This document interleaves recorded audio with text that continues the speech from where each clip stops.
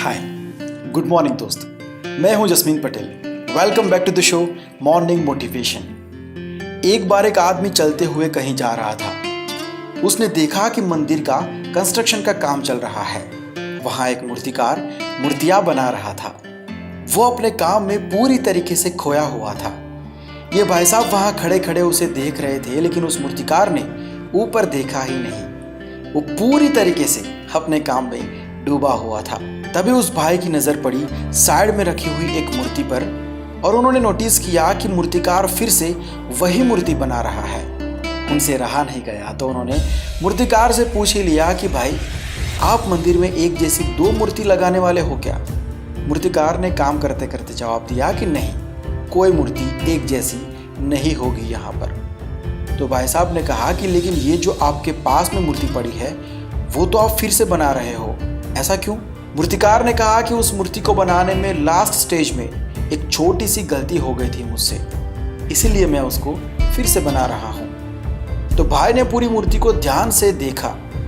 उन्होंने नोटिस किया कि मूर्ति तो बिल्कुल सही थी। उन्होंने फिर से मूर्तिकार को पूछा कि इस मूर्ति में तो कहीं पर भी मुझे कोई गलती नजर नहीं आ रही है। मूर्तिकार ने कहा कि उस मूर्ति की नाक पर छोटा सा स्क्रैच है।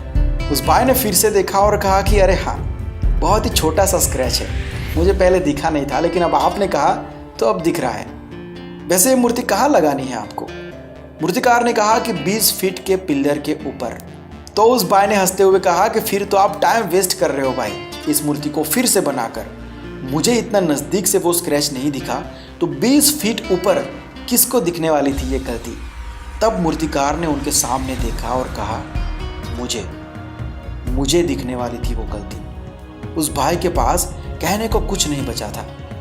लोग अक्सर पूछते हैं कि एक्सीलेंस किसे कहते हैं और काम में एक्सीलेंस आता कैसे है।